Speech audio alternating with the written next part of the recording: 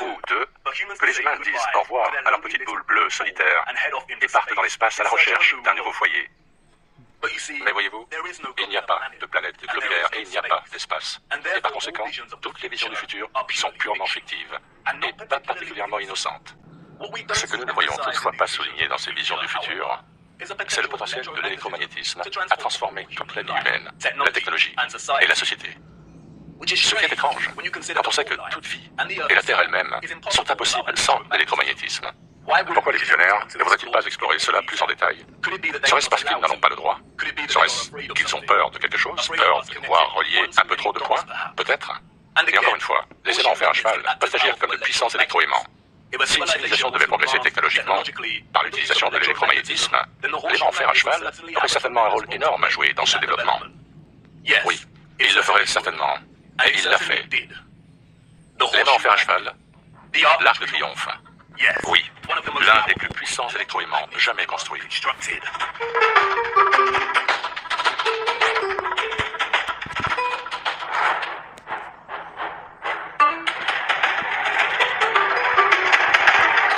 De l'utilisation d'une énergie électromagnétique puissante, propre et gratuite.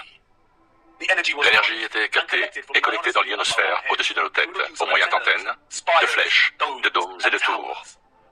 Toutes les structures impossibles que nous voyons aujourd'hui ont été reconverties et rebaptisées par nos contrôleurs et les citoyens du 19e siècle. Et si le processus exact par lequel ils ont pu extraire les terres nous est délibérément caché et reste inconnu, les vestiges structurels que l'humanité a depuis réutilisés en tant qu'architecture nous offrent de nombreux indices sur la façon dont tout cela a fonctionné. Les preuves sont partout pour ceux qui ont des yeux pour voir. Et une fois que vous les voyez, elles deviennent si évidentes que vous vous en voudrez de ne pas les avoir remarquées en premier lieu. La question est très complexe, et il faudrait du temps pour l'étoffer. Pour l'instant, nous allons donc examiner de plus près certaines de ces structures et présenter quelques concepts de base. Au fur et à mesure que nous poursuivrons notre voyage, nous explorerons tout, plus structures technologiques. Et je sais que cela peut déranger certaines personnes, mais restez avec moi, je ne vous laisserai pas tomber. Mais pour l'instant, il est essentiel de comprendre que de nombreuses icônes religieuses qui ornent et composent ces antennes n'ont jamais été des indicateurs de différentes religions dans l'ancien monde, et n'étaient pas destinées à l'être. Elles signalaient quelque chose d'entièrement différent. Elles sont généralement faites de cuivre et d'or. Tous deux sont d'excellents conducteurs d'électricité. Dans de nombreuses structures, que nous appelons cathédrales, les pointes symétriques des pinacles fonctionnaient de manière similaire, extrayant l'éther de l'ionosphère. Une fois récoltée, l'énergie devait inévitablement être attirée vers le bas, dans la partie supérieure la plus large de ces structures en forme de dôme. En examinant l'intérieur de plusieurs de ces dômes, nous nous rendons compte qu'ils reposent sur une ornementation symétrique, obtenue par des indentations ou des cavités dans la maçonnerie. Dans le monde de l'électromagnétisme, un résoneur à cavité fonctionne par symétrie. C'est pour produire des oscillations ou des vibrations de particules énergétiques. Posez la symétrie, ou fermez le vide, il ne fonctionne plus. Mais pouvez-vous voir la ressemblance? Ces structures n'ont jamais été conçues pour contenir du verre. Les contrôleurs ont ajouté le vitrail de rosace pour couper la fonction du magnétron. Ils ont fermé nos instruments d'énergie libre. Et ils sont partout dans ces structures.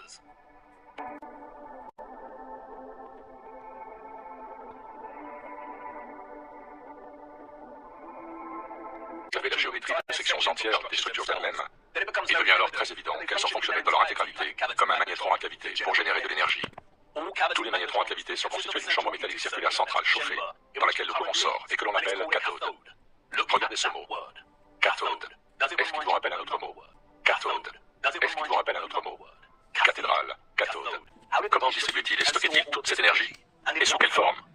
Car voyez-vous, nos ancêtres historiques et sophistiqués ont fait quelque chose que nous, en tant que société, avons fini par négliger.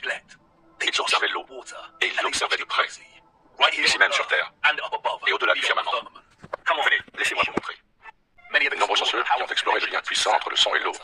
Nous avons Masaru Emoto et son étude sur l'impact du son sur la structure moléculaire de l'eau.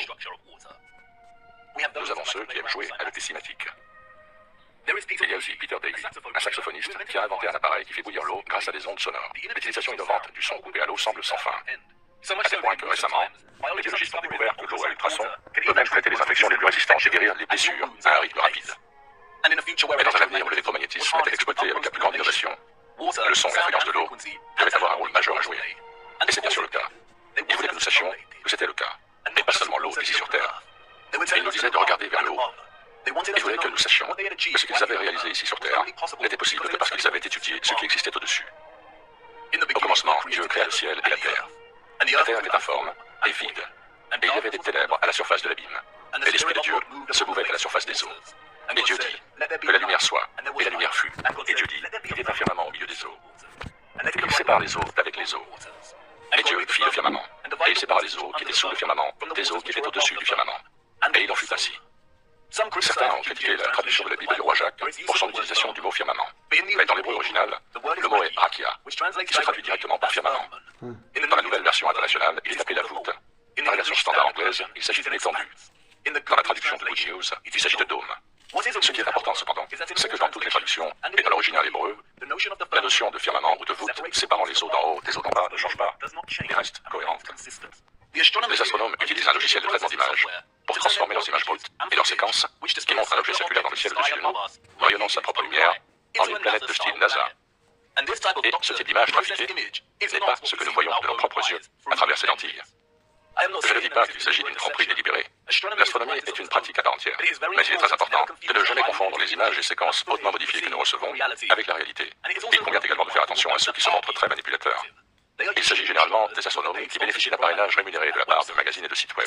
Il est également important de noter que ce que nous appelons des planètes ne sont pas réellement des planètes, ce sont des étoiles vagabondes, et toutes les étoiles vagabondes sont de même nature que la Lune. Contrairement au reste des étoiles au-dessus de notre firmament, leur parcours et leur voyage au-dessus de nous ne sont pas fixes et cohérents. Leur trajectoire s'écarte des trajectoires concentriques que les autres étoiles font constamment autour de l'étoile polaire. Et la raison en est qu'elles ne sont pas situées dans les eaux au-delà du firmament. Elles sont très différentes, et leur fonction est beaucoup plus occulte, et leur signification pour la vie ici sur Terre beaucoup plus importante que nous ne le réalisons. Nous reviendrons plus tard sur la véritable nature de ce que l'on appelle les planètes et la Lune. Revenons à l'eau. Arcturus est l'une des étoiles les plus brillantes du ciel. Voici l'impression artistique de l'étoile par le magazine Science. Et voici maintenant Arcturus vu à travers un télescope réfractaire. Il n'y a aucune ressemblance. Ce que nous voyons à travers les images de ce télescope est en fait similaire à ce que nous voyons lorsque vous zoomez sur les étoiles du ciel avec un puissant appareil photo Nikon. Beaucoup critiquent les télescopes réfracteurs parce qu'ils peuvent produire une aberration chromatique. L'aberration chromatique est une incapacité de l'objectif à focaliser toutes les couleurs sur le même point. Le résultat peut être une frange violette, et nous le voyons ici. Les photographies peuvent souffrir d'aberration chromatique. Il est intéressant de noter que le Nikon ne produit pas la même aberration chromatique lorsqu'il zoome sur Arcturus. On peut donc dire que le Nikon est en fait plus fiable et plus stable. À travers l'objectif du télescope et du Nikon, Arcturus pulse, bouge, ondule. C'est une géométrie dansante. Beaucoup se lèveront de leur siège et s'exclameront « C'est à cause de la distorsion atmosphérique et de la pollution lumineuse. C'est parce qu'Arcturus est si loin. » Mais s'il s'agit d'une distorsion atmosphérique, pourquoi toutes les étoiles présentent-elles une géométrie et des motifs lumineux uniques? Elles devraient toutes se déformer d'une manière cohérente et unifiée. Ce n'est pas une distorsion atmosphérique. Les étoiles sont des poches de sonoluminescence dans les eaux du dessus. Aussi bien les grands que les petits. La plupart des grands canaux autour de notre Terre sont reliés à l'océan. L'eau salée est un excellent conducteur d'électricité. Le chlorure de sodium est ionisé. L'eau était stockée et manipulée à des fins diverses dans des réservoirs, des châteaux d'eau, des stations de pompage, des citernes et d'autres structures. L'eau servait également à assurer l'équilibre nécessaire. Un réseau complexe de production, de distribution et de consommation électromagnétique générait beaucoup de chaleur et de magnétisme. L'eau assurait non seulement l'équilibre du diamagnétisme, mais veillait également à ce que l'ensemble du réseau ne surchauffe pas. Lorsque l'on regarde tous les magnifiques générateurs et autres instruments de puissance de l'ancien monde, on trouve toujours de l'eau à proximité ou des restes de stockage d'eau. Parfois, celle-ci est principalement cachée sous terre. Beaucoup ne se rendent pas compte que de nombreux systèmes et réservoirs dits victoriens circulent très loin sous un grand nombre de nos villes. Et d'autres fois, il s'agit d'un élément caractéristique central de ces structures.